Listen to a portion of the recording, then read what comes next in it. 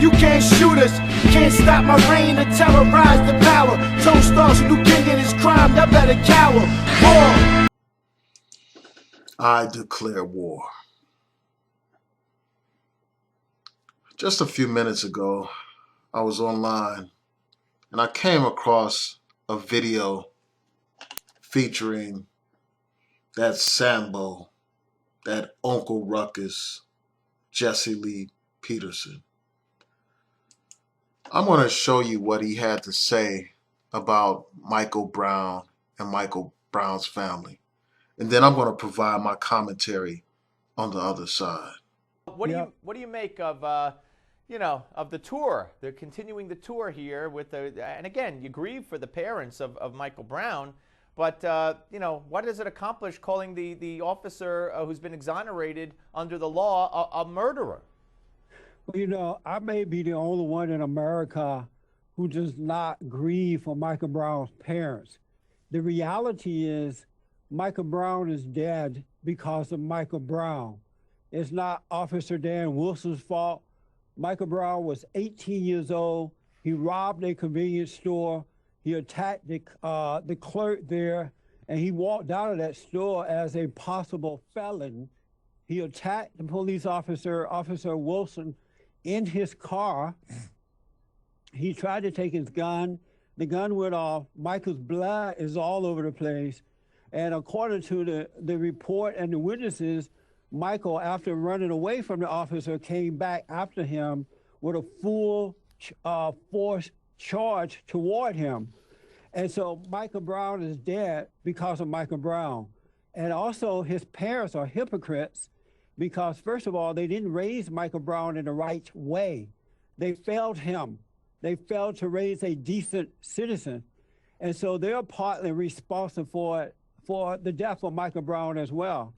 And I have to tell you, the way the president, the attorney general, and these so-called civil rights leaders are carrying on is shameful. Michael Brown parents should be shunned. They should be made to feel embarrassed for the way that they raised they raised their son. And if we don't start dealing with the reality of what this situation is all about, America is setting up situations like this all over the country, because these thugs are going to feel as though they could go out and harass officers. They could go out and fight with them, call them racist, and get away with it, because no one in the black community, for the most part, are telling the truth about what really happened. So you heard what this chump had to say. You heard the sellout.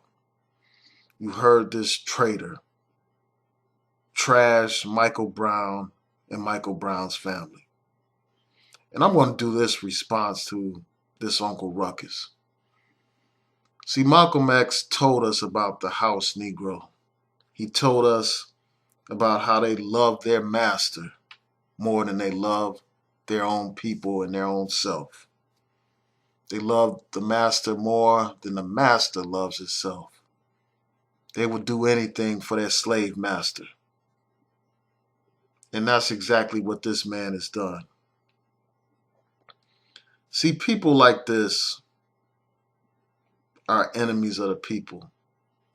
And I say that because they essentially serve as the mouthpieces for white racism.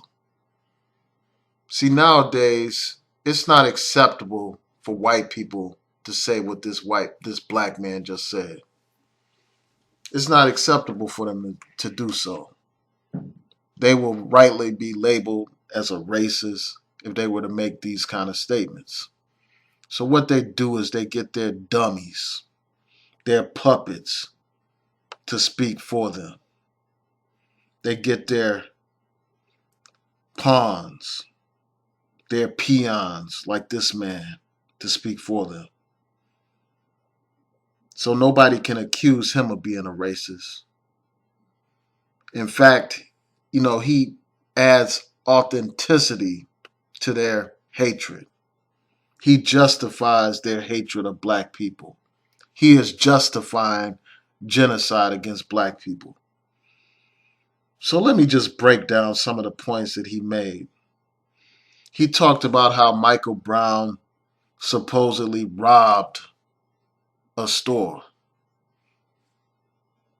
And he basically used that to begin to justify the killing of Michael Brown.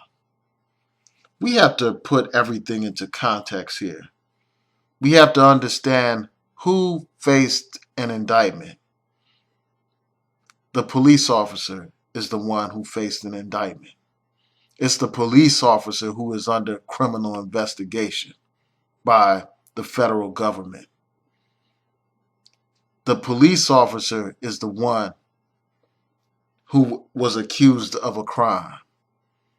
He was the one that faced a trial potentially and still faces a potential trial.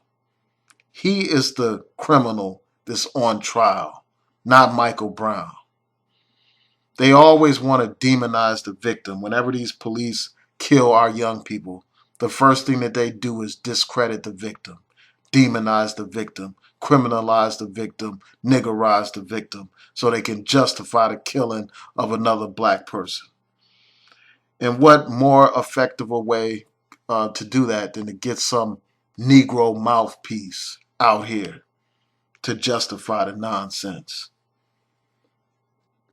So we got to remember that Michael Brown is not the one on trial. Michael Brown is the victim here. And even if he supposedly took some cigars from a convenience store, that is not a capital offense. That is not a justification for the brother being murdered. Now, he talked about how Michael Brown attacked the police officer and that Michael Brown is dead because of Michael Brown. Well, there are several witnesses that have a contrary story. And I find it hard to believe that police officer's account. The account that this Uncle Ruckus, Jesse Lee Peterson, is relying upon. That account is so full of holes. It's so incredible. It's so ridiculous. I can't believe it. Nobody with half a brain would believe that police officer's story. And I'm going to tell you why. He claims that this big teenager hit him several times in the face. But when you look at the pictures of this punk police officer, it doesn't look like he's been hit several times by a big teenager. You can barely even see anything on this man's face, and he wants us to believe that Michael Brown punched him several times. Get the hell out of here with that lie. You know, they had these false stories floating out here talking about how his eye was severely damaged because of a punch that Michael Brown inflicted upon him. It turns out that this man was just fine. Just fine. Had barely noticeable marks on him. You have to look with a magnifying glass to see his so-called injuries. But this is what we have here. We got these people who they parade out. These damn buck dancers, these ass kissers, these sellouts, these damn traitors.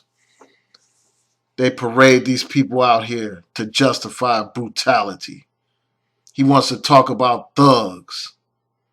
Well, the real thugs are these police that kill our people with impunity. Kill our people daily. And no justice is done. No justice is rendered.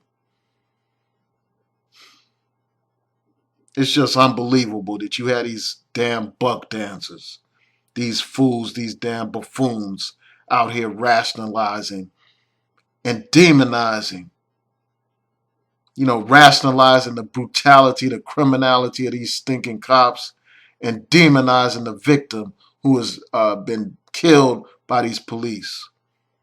It's a disgrace. It's a disgrace. And then this fool said that now people are going to think that they can harass police officers. That's ridiculous. But before I go on to that point, I just want to finish talking about this officer's account of the story. He says that There was a shot at the car, some struggle over a gun. And then, according to all accounts, Michael Brown was fleeing from the scene. And many witnesses say that the officer fired shots at Michael Brown as he was fleeing. Okay, Michael Brown is injured at this point. He's injured at the car, and he's leaving the scene. He's running from the scene, running for his life. And this cop, Darren Wilson, actually thinks that we're dumb enough to believe that this teenager all of a sudden turned around and decided to charge him. Charge the officer. When you have all these witnesses, all these unbiased witnesses who said that Michael Brown turned around and raised his hands, surrendering to the officer. And that officer, that punk police officer, shot this brother down. Shot him down dead in the street. Like he was some kind of animal or something. And they left his body in the street for hours. And you got this old buck dancing sellout trying to justify that. I mean, it makes no sense that somebody who's injured and fleeing from the police would suddenly turn around and charge an officer with a gun. That's insane. You have to be out of your mind to believe that ridiculous story. And it's no surprise that a fool like Jesse Lee Peterson would believe such a story. All right, so let me go back to the point that I was raising before. This Uncle Tom said that now people are going to feel like they can harass officers. I mean, that is idiotic at best. That assertion is crazy. Why would somebody feel that they can harass officers when it's clear that these officers can just kill black people with impunity? It's open season on black people. They can kill you live on camera and still get away with it. So that idea that black people are going to think that they can, quote unquote, harass officers is idiotic and ridiculous. Now, not only did this Uncle Ruckus attack Michael Brown, the victim, he went on to attack the parents. He went on to attack them too and say that they should be shunned. They aren't the ones that should be shunned. The killer, the one who killed Michael Brown, is the one who should be shunned. They didn't pull the trigger that killed Michael Brown.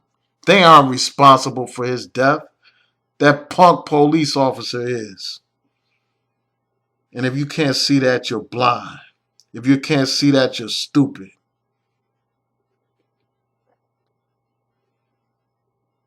Again, I mean, just because, this brother, they claim that he stole some cigars, and that's questionable. They claim that he strong-armed somebody and stole some cigars. Again, that's not a capital offense. Nobody deserves to lose their life over some damn cigars. This brother was unarmed. He had his hands up. According to several witnesses, he did not deserve to die. And this cowardly little sellout doesn't have sense enough to know that.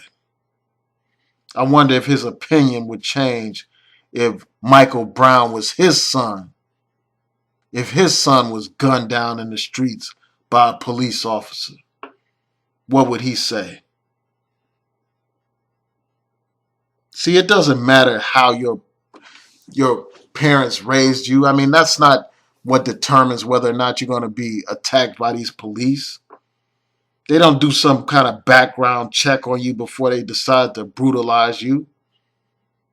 You could be a model citizen and still be harassed by these police.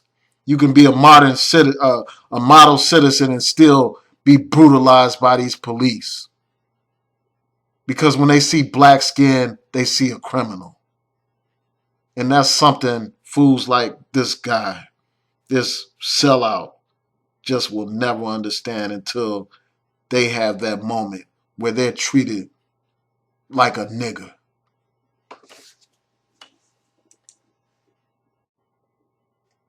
And before I go, I just want you all to know that I have not forgotten about Chimp Mania and all them other racist people. I will continue to declare war on them. So look out for more videos addressing those racists.